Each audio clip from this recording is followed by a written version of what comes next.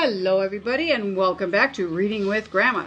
Today we're going to take a trip down to the railway station. We're going to go visit Thomas and his friends, and the light is shining too bright here. Thomas and his friends. This is called Track Stars. There are 3 Thomas the Tank stories in this little book. So let's get started with story number 1, Thomas Gets It Right. It had been a stormy night on the island of Sodor. Telegraph poles were blown away. Tiles had blown off the station roofs, and branches had fallen onto the lines. All over the island, the storm had made a terrible mess. Sir Topham Hatt came to Tidmouth's sheds. "The storm has caused confusion and delay," he boomed, "so you must all be really useful engines."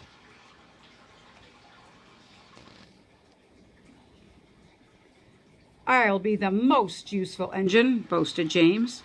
"No, I will," sniffed Gordon. "I'm the fastest. I'll do the most journeys." Thomas hoped he could finish his special delivery as quickly as possible. He wanted to do the most journeys and be the most useful of all. Soon all of the engines were steaming away from Tidmouth sheds. James went to Knapford Yard to pick up the workmen. Gordon went to the goods yard to collect telegraph poles. Toby trundled to collect new roof tiles. And Thomas steamed over to Marion Station. Farmer McCall was waiting for Thomas. Next to him were boxes and boxes of newly laid eggs. The station staff quickly loaded Thomas's freight cars with the eggs, and Thomas was raring to go. "My eggs must be delivered safely," said Farmer McCall, "so I am coming to make sure you go slowly and carefully." "Slowly," wheezed Thomas sadly. He wanted to finish his job quickly and make lots of journeys. Thomas gave one sad toot of his whistle and slowly pulled away. Thomas trundled on. He huffed and puffed as gently as he could. Thomas had to stop at a crossing. Gordon steamed by. "Fastest and best," he chirped. Gordon looked very happy. Thomas felt very sad. Thomas pulled into Maithwaite Station. James was waiting. He was carrying workmen. They were fixing the station house roof. Station staff unloaded 4 boxes of eggs for the village store. "How many journeys have you done?" asked James brightly. "This is my first," said Thomas. "Ha!" huffed James. "This is my 3rd. I'm as red as a rocket and twice as fast." And he steamed quickly out of the station. Thomas was upset. He wanted to go fast now more than ever. Now the eggs were unloaded, and Thomas chuffed slowly out of the station.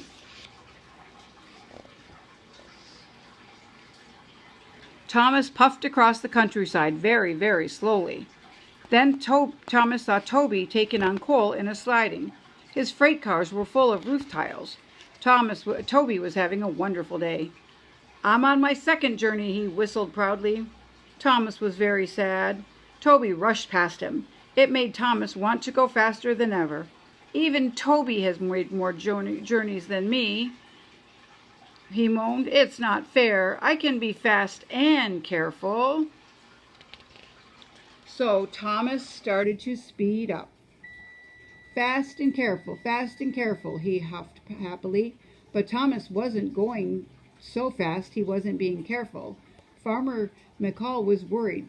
"Slow down, Thomas," he called. "You'll break my eggs." But Thomas was going so quickly he didn't hear Farmer McCall. And he didn't slow down. He went even faster. The eggs started to bounce in their boxes. Then Thomas changed lines. It caused a big bump. The eggs were breaking. Thomas came to a junction. He had to slow down.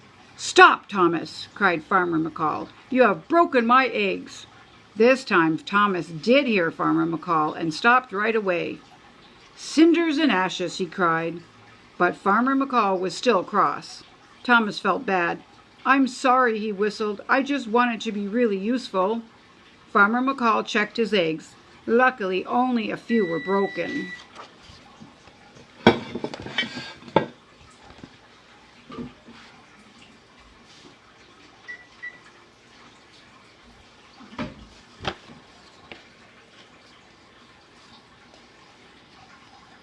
Now Thomas knew he had to go slowly, so he pulled away as gently as he could. Thomas headed for Brendam Docks. Suddenly he heard an impatient toot. James was behind him. He blew his whistle loudly, but Thomas knew he couldn't speed up. Sometimes going slowly can be just as important as going fast, Thomas said, and he puffed carefully on. That evening Sir Topham Hatt came to Tidmouth Sheds. He looked very pleased. "You all have worked very hard and been really useful engines," he said proudly. The engines were very happy, except for Thomas. He was thinking about the broken eggs. "I only made one journey, sir," he said sadly, "and I broke Farmer McCall's eggs." "But most of the eggs were delivered safely," boomed Sir Topham Hatt. "Farmer McCall gave the broken ones to me, and I love having scrambled eggs for my breakfast. You, Thomas," he added, "are a really useful engine." Thomas just beamed. Well, that was very nice. It all worked out for Thomas in the end. Now our second story is called Emily's New Route. It was summertime on the island of Sodor. All the engines were very busy. They carried freight and passengers up and down the lines. Sir Topham Hatt came to see Emily. "I am opening some new routes for the summer," he announced. "Emily, you will pull the flour mill special." "Thank you, sir," said Emily, and she was pleased. Emily stopped to fill up with water on the way to the flour mill. James was already there.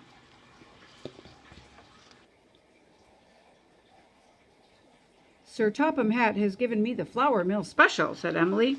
"You're lucky," said James, as James huffed. "I have to do the Black Lock run." "Why don't you like going to Black Lock?" asked Emily. "There are boulders all over the tracks," he moaned. "They bash your buffers and scratch your paint. And there's the Black Lock monster." "What's the Black Lock monster?" "Nobody knows," said James. "Black figures move in the water and then they disappear." "Oh." And James puffed away. Emily was pleased she didn't have to go to Black Lock. At the flour mill, the flour had been loaded onto 2 trucks. Emily was coupled up. Then she puffed across the countryside to Knapford Station. But the troublesome trucks saw a chance for mischief.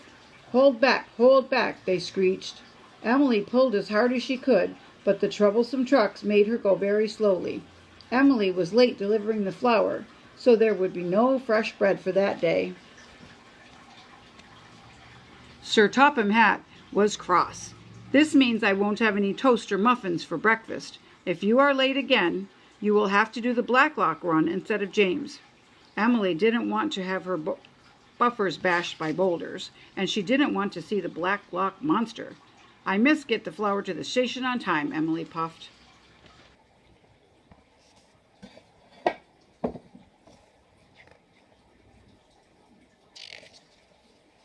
The next morning the troublesome trucks tricked her again. Off we go," they chuckled, but they weren't coupled up properly. Mustn't be late," they giggled. So Emily quickly puffed away, but only half the troublesome trucks went with her. "But you've only bought half the flour," the station master cried.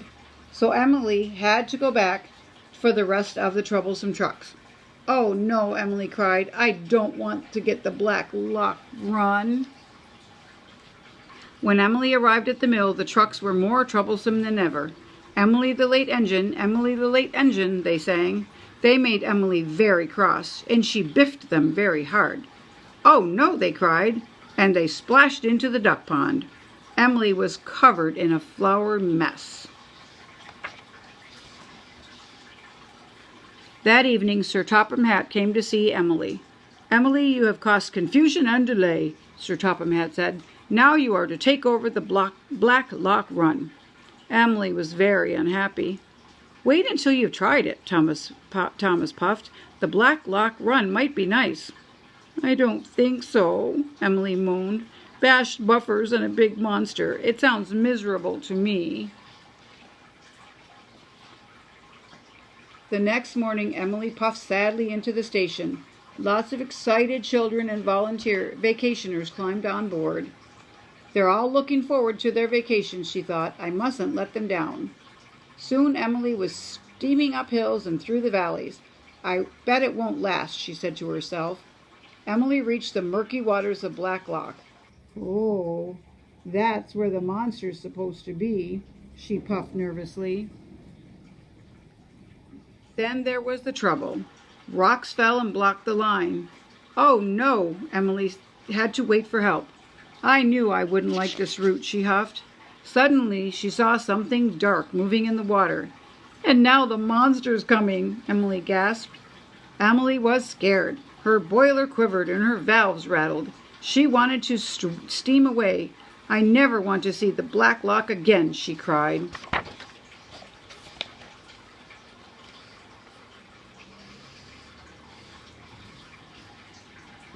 But Emily thought of the children in the coach behind her.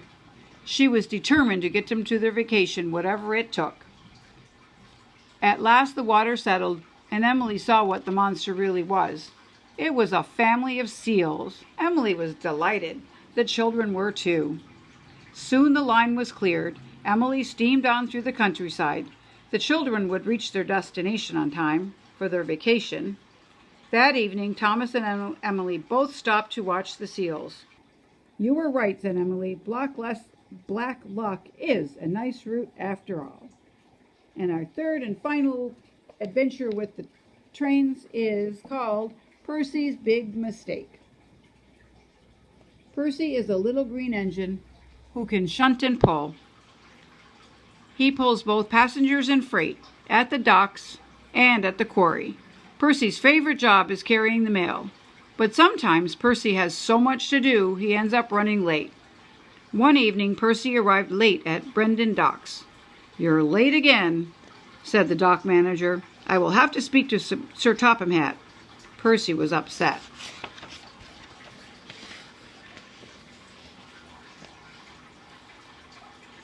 Percy returned to Tidmouth Sheds. The other engines were already asleep. Then Percy heard voices on the other side of the sheds. It was Sir Topham Hatt, and he was talking to Percy's driver. Percy tried not to listen, but he couldn't help himself. Percy has been late too often this week, said Sir Topham Hatt. He must go to the scrapyards tomorrow.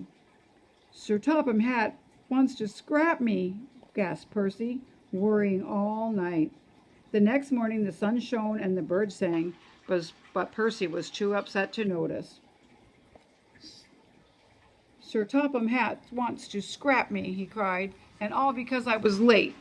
Sir Topham Hatt wouldn't scrap a really useful engine, said Thomas, and you, Percy, are a really useful engine. Percy felt better until he noticed the time. I'm going to be late, he cried.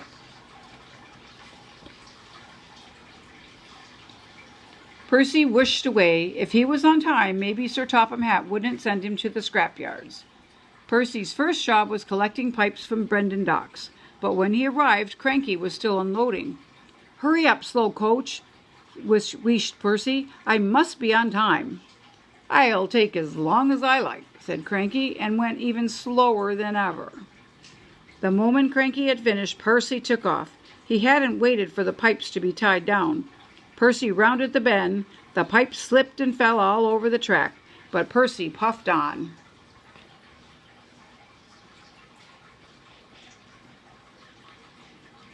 Percy thought he had delivered the pipes, so he chuffed away to his next job. Percy was to take some tar wagons to the workmen mending the roads. Be careful, said his driver. Tar is sticky stuff. But Percy wasn't being careful. He was going too fast. Percy charged down Gordon's Hill. He didn't see Gordon and the express until it was too late. The brake van passed Gordon, but the tar wagons didn't. Now look what you've done, he wheezed. What will Sir Topham Hatt say? Percy thought he knew. Oh no, he cried. I'm sure to be scrapped now. And so Percy decided to run away.